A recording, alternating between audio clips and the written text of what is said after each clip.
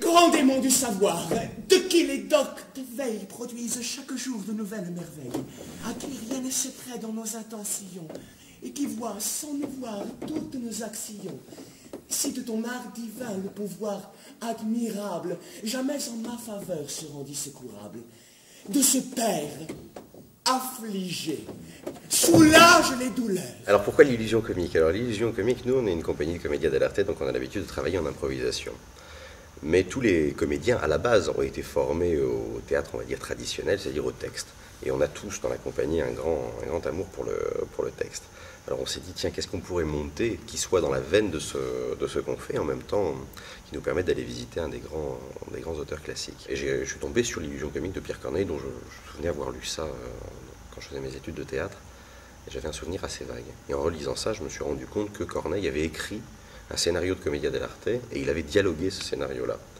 Et donc on avait une continuité vraiment fantastique de dialogue mis en place par Corneille avec les personnages typiques de la Commedia.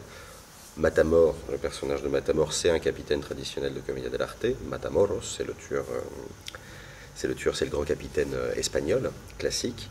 On a Géronte, qui est le père d'Isabelle, qui lui est Pantalone, c'est l'archétype vraiment du Pantalone vénitien.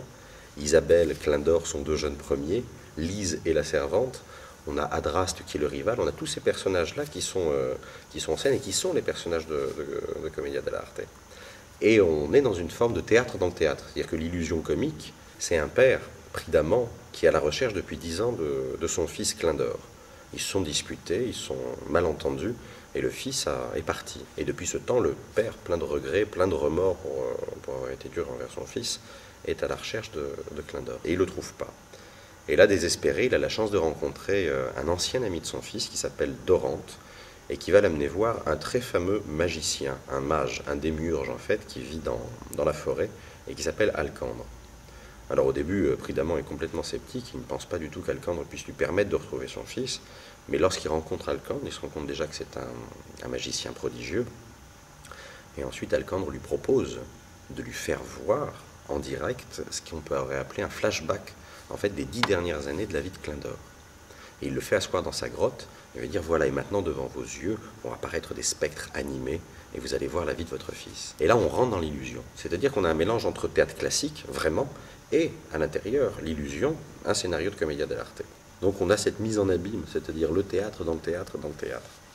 Et Corneille s'en sort très très bien. Alors à l'époque, il y avait beaucoup de censeurs, beaucoup de gens qui critiquaient en disant « Mais attendez, on a décidé de respecter les règles d'Aristote, c'est-à-dire unité d'action, unité de lieu, unité de temps. » Et Corneille dit « Mais on respecte, tout se passe dans une grotte, la grotte du magicien, et on voit juste un flashback. » Et en fait, par cette petite entourloupe, il arrive à raconter l'histoire qu'il veut, à nous faire passer de la Touraine à Bordeaux, au Japon, et à nous faire voyager comme ça. Alors dans notre version de l'illusion comique, nous, c'est la troupe de Commedia dell'arte qui monte l'illusion comique. Donc on retrouve tous les ingrédients de la Commedia dell'arte. D'abord, on a les costumes d'époque. Et on a compagnie un grand souci de faire des costumes qui soient réalistes au niveau de l'époque à laquelle ils ont été conçus, et en même temps spectaculaires et beaux. C'est-à-dire qu'on a des beaux tissus, on a des belles couleurs sur le plateau, on a des costumes qui fonctionnent très très bien. On axe aussi le travail scénique sur mettre en valeur tout le comique qu'il y a dans le texte de Corneille. Et Corneille vraiment intitule l'illusion comique comme une pièce, comme une comédie. C'est-à-dire c'est vraiment une pièce comique où il y a beaucoup d'endroits prétexte à rire. Dont tous les compliments ne parlent que de mort et de saccagement. Qu'il bat, terrasse, brise, brûle, étrangle, assomme. Je te tiens, tu me tiens par la barbichette. Le premier de nous deux qui rira aura une tapette.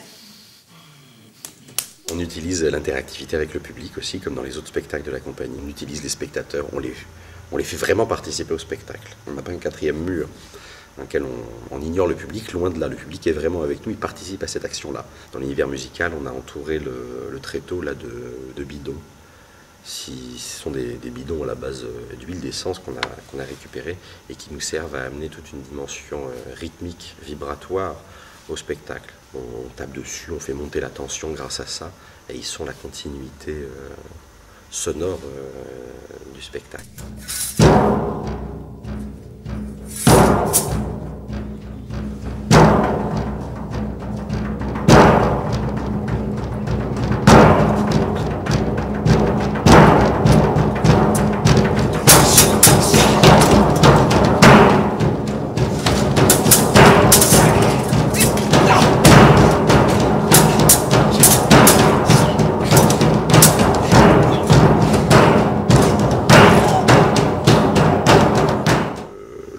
spectacle, le texte de Corneille se finit par un immense éloge au théâtre que fait Alcandre, le magicien, en disant que le théâtre est la plus belle chose du monde.